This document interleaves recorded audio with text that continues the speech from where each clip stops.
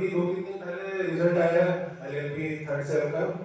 I think जो सबका अच्छा है उनको बहुत बहुत बधाई हो, जिनका कुछ नंबर कम आए तो कोई नहीं, बेस्ट ऑफ लक, आगे के लिए अच्छी तैयारी करना। तो एक मेरा फ्रेंड है, उसका फैमिली लोन में वो फेल हो गया, वैसे तो नंबर उसके अच्छे हैं, फैमिली लोन में फेल हो गया। तो वो अपने कॉलेज में गया प्रिंसिपल के पास, तो प्रिंसिपल को उसने कहा सर मैं अपने रिजल्ट से सेटिस्फाई नहीं हूँ, मैं पास होना चाहिए था, तो मैं आपसे एक सवाल पूछूंगा, आपको एक बात का जवाब देना है, अगर आपने जवाब दे दिया तो मैं अपने रिजल्ट से सेटिस्फाई हो जाऊंगा, मैं मान लूंगा, लेकिन अगर आपने जवाब नहीं दिया तो आपको मुझे पास करना पड़ेगा। तो प्रिंसिपल भी सोचा यार इससे पीछा छुड़वाने का यही तरीका है, कोई नहीं तो पूछ ले। तो उसने प्रिंसिपल को कहा सर ऐसी कौन सी बात है जो लीगल है लेकिन लॉजिकल नहीं है, जो लॉजिकल है लेकिन लीगल नहीं है, और ना ही लीगल है ना ही लॉजिकल है। अब प्रिंसिपल सर सोचने लगे काफी देर तक, फिर वो हारे, बोले भाई मुझे तो नहीं पता, उन्होंने उसको पास करके भेज दिया। ठीक है, अब नेक्स्ट डे क्लास में प्रिंसिपल सर ने सभी बच्चों से वो बात पूछी, भाई कोई इसका जवाब दो, सभी बच्चों ने हाथ खड़े कर दिए। तो उन्होंने एक लड़के से पूछा भाई कोई इसका जवाब दे, तो उसने कहा सर आप अभी 55 साल के हो, आपने 23 साल की लड़की से शादी की है, जो कि लीगल तो है लेकिन लॉजिकल नहीं है। अब जो आपकी पत्नी है उसने अपने हम उम्र उसका बॉयफ्रेंड है, जो कि लीगल है लेकिन लॉजिकल है लेकिन लीगल नहीं है। अब आपने उसी लड़के को पास कर दिया, वो ना तो लॉजिकल है ना लीगल है।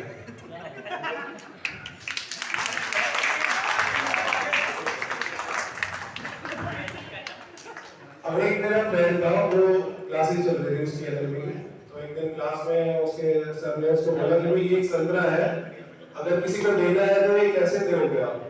तो बोला मैं कहूँगा कि ये संतरा लो, तो बोले नहीं यार एलएलबी कर रहा है तू, वकील की तरह होगा। तो बोला चलो ठीक है। तो उसका नाम सोनू था, बोला मैं सोनू सन ऑफ राम प्रकाश, यह फल जो भी संतरा कहलाता है, अपने पूरे रुचि होशो हवास में बिना किसी दबाव के यह घोषणा करता हूँ कि इस फल संतरा, इसके गूदे का, इसके छिलके का, इसके बीज का मैं मालिक हूँ, और मैं आपको पूरी स्वतंत्रता देता हूँ, आप इसका आगे उपयोग कर सकते हो, जूस निकालो, खाओ, फ्रिज में रखो, आपके ऊपर कोई दबाव नहीं है, आप इससे पूरे स्वतंत्र हो, और मेरा इसमें कोई अधिकार नहीं रहेगा।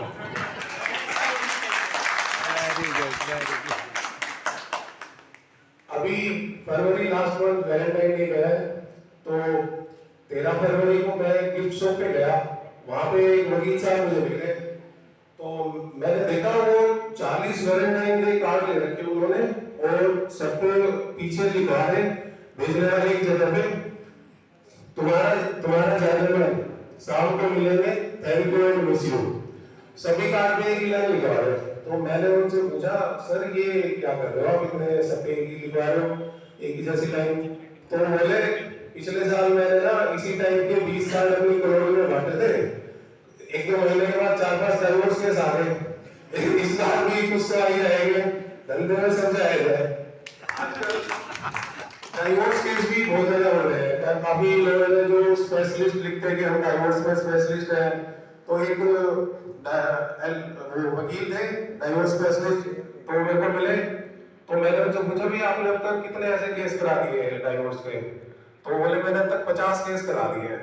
मैंने इतने तो घरों में भुआ ताली करा देती है, इससे ज्यादा तो डाइवोर्स के केस। और फिर मैंने उनसे पूछा भी आप ऐसे कितनी फीस लेते हो डाइवोर्स कराने की? तो बोले 51,000 रुपए।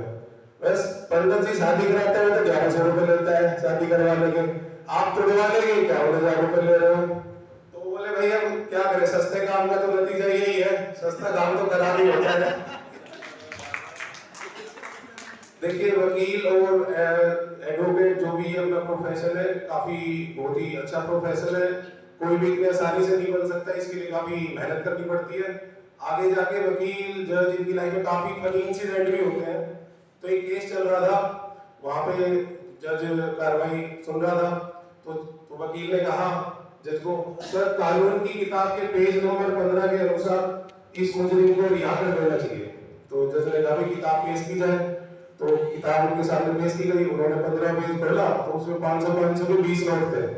तो जज ने मुस्कुराते हुए कहा ऐसे 2-3 सबूत और पेश किए जाए। अब एक जज था, वो एक औरत को चोरी के केस में सजा सुना रहा, तो जज ने कहा भाई तुमने एक मॉल से बिस्कुट का पैकेट चुराया, उसमें 10 बिस्कुट थे, तो तुमको 10 साल की सजा सुनाता हूं मैं। तभी पीछे से उसका पति बोला, सर इसने साबुदाने का पैकेट भी चुराया था। एक वकील और डॉक्टर, वो एक दिन पार्टी में से आ रहे थे, शादी की पार्टी में से, तो उन्होंने काफी ज्यादा शराब पी ली। तो वकील गाड़ी चला रहा था, तो रास्ते में उन्होंने देखा कि पुलिस की चेकिंग हो रही थी। तो पुलिस ने बैरिकेड लगा के, तो उन्होंने किसी से पूछा कि भाई क्या हो रहा है, तो उसने बताया कि जो भी शराब पी की गाड़ी चला रहे हैं उनकी चेकिंग कर रहे हैं, उनका चालान काटा जा रहा है। तो फिर वकील ने गाड़ी साइड में लगा दी। अब वो आगे से उतर के आगे पीछे बैठ गए। तो थोड़ी देर के बाद एक सिपाही आया आगे से, बोला भाई क्या बात है, कई देर से आप यहीं पे खड़े हो, बैठ गाड़ी आपकी यहीं पे खड़ी है। तो वकील बोला सर हमारा जो ड्राइवर है ना, उसने दारू पी रखी थी सर, वो आगे आपको पुलिस को देख के वो भाग गया हमें छोड़ के बीच में। तो सिपाही बोला भाई तो आप लोग अब चला के जाओ अपनी गाड़ी, यहाँ पे क्यों खड़ी रखी है। तो बोले सर हमने तो शराब पी रखी है और शराब पी के हम गाड़ी नहीं चला सकते। तो तभी उसने अपने हवलदार को भेजा, बोले इनको घर छोड़ के आओ चला के। तो वकील ने कैसे घुमा फिरा के अपने आप को बचा लिया चालान कटने से। वहां पे एक पार्टी चल रही थी, वहां पे एक डॉक्टर आए हुए थे, तो काफी जाने माने डॉक्टर थे। तो काफी लोग उनसे आगे मिलने लगे थे, सब अपनी बीमारी का उनसे फ्री में मुफ्त में एडवाइस लेने लगे। सर मेरे पेट में गैस की दिक्कत है, मेरे को बुखार है, मेरे को जुकाम है। तो डॉक्टर भी बेचारा परेशान हो गया काफी देर से। तभी उसको पता चला एक सीनियर एडवोकेट भी आए हुए हैं उसी पार्टी में। तो वो जाके उन एडवोकेट्स के पास गया, बोला सर आपको भी ऐसे लोग परेशान करते हैं क्या। बोला हाँ जी मेरे पास भी बहुत सारे लोग आते हैं ऐसे ही फ्री में एडवाइस लेके जाते हैं। तो फिर बोला आप कैसे करते हो इसका, कैसे आप इससे छुटकारा पाते हो। तो वकील ने कहा कि मैं सबको जो भी वो पूछते हैं सबको पूरी उनकी एडवाइस देता हूँ और नेक्स्ट डे उनके घर पे बिल भिजवा देता हूँ।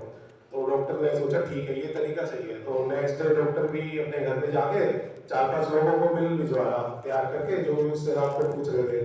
तभी उसका डॉक्टर का नौकर आया, बोला सर बाहर एक चपरासी आया है। तो डॉक्टर बोला कौन है। बोला वो रात को जो आपने वकील से राय ली थी ना, उसका बिल लेके आया है।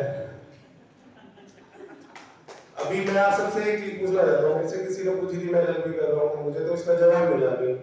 कोई एक घर जमाई है, अगर उसकी पत्नी किसी और के साथ भाग जाए तो क्या उसको ससुराल में रहने का अधिकार होगा या नहीं होगा।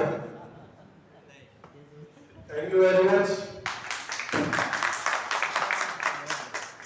Thank you Lokesh. गाइस मजा आया?